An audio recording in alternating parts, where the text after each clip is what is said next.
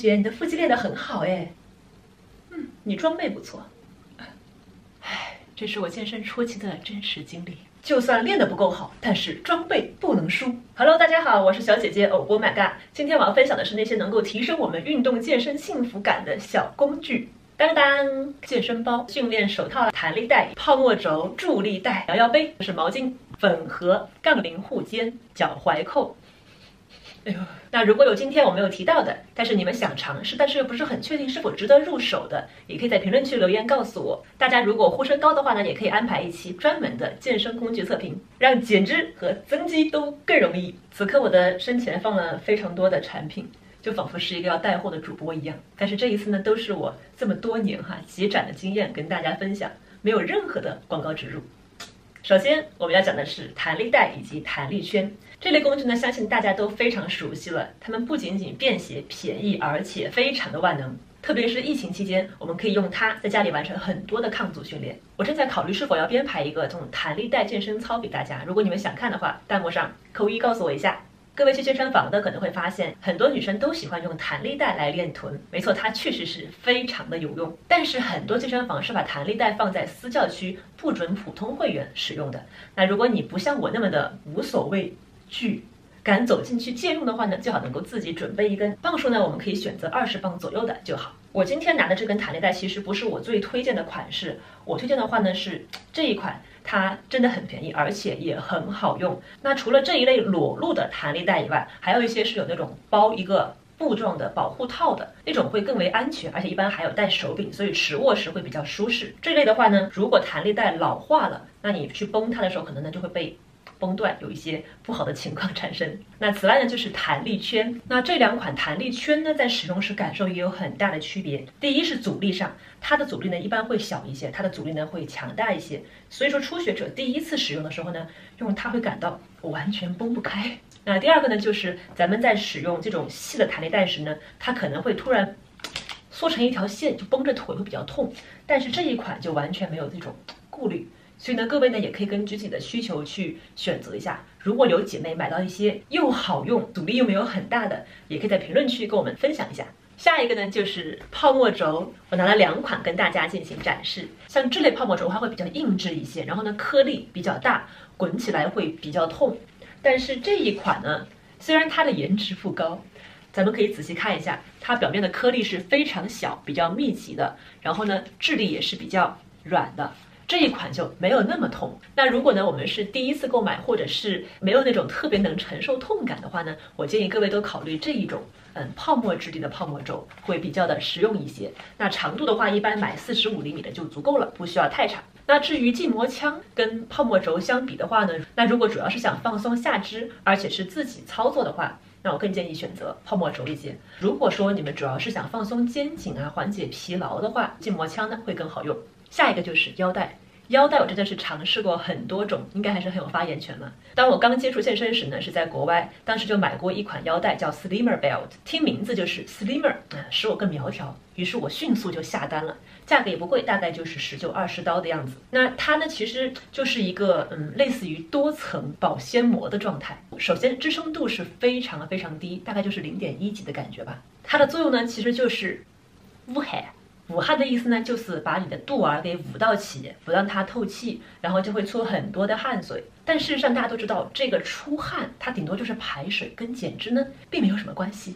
所以说这一类排汗的腰带呢，我是不太推荐大家去购买的，没有什么意义。第二款呢，就是我比较推荐的这一款 Harbinger 的训练腰带了，它是我佩戴时间最长的一款，大概是从2015到17年，就是我当时集中比赛的那3年时间。当时呢，感觉自己的训练还是需要去进阶，并且在健身房也算是一个女大佬了，训练不可以没有负重啊。那为了安全呢，就带一个腰带好了。选这一款呢，是因为它的腰围是非常方便调节的，穿脱很便捷，可以跟大家示范一下。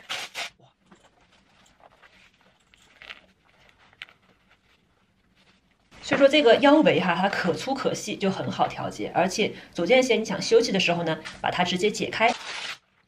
放松一点就可以更好的进行呼吸了。总之呢，这款腰带它的支撑度呢算是中等的，对于大部分的负重练习都是 OK 的，只要你不去挑战那种高强度 ERM 的硬拉都没有问题。然后呢，颜值也还是不错，非常适合女生，这个配色挺好的。再后来呢，大概是18、19年，这2年是孙老师带我训练的，然后我就开始去挑战一些硬拉的极限重量。于是呢，孙老师就给我准备了这一款腰带。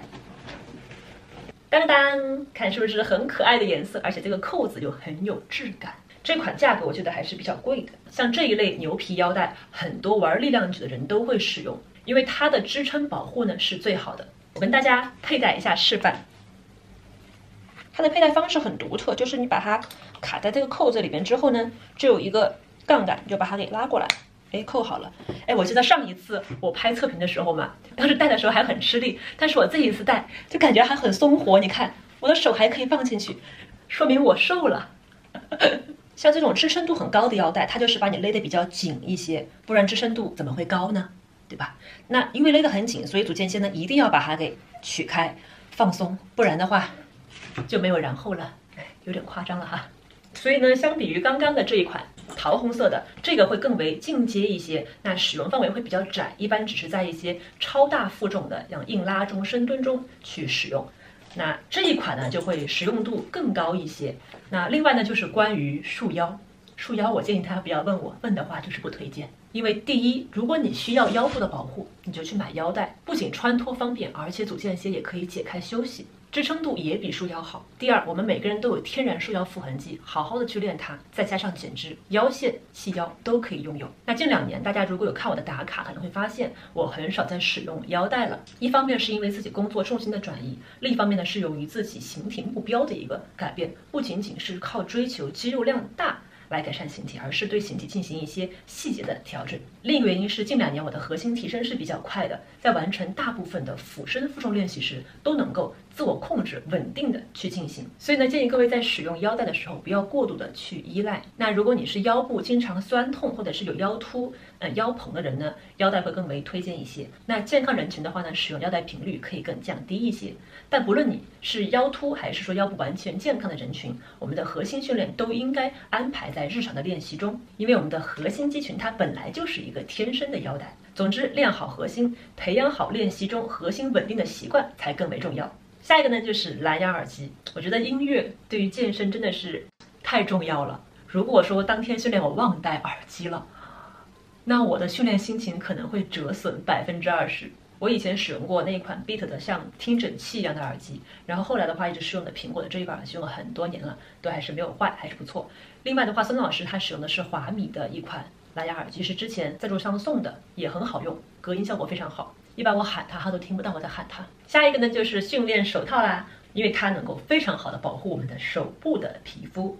各位可以看到，其实以我这个训练的年限哈，我的手的皮肤其实还是比较光洁的了，就它没有那种很明显的茧，都是因为我长期佩戴手套导致的，不是因为我很爱美，是因为我怕痛。因为我练那个背的时候啊，我如果是拉的那个杆，真的太疼了，会影响我训练，所以说我必须要靠它。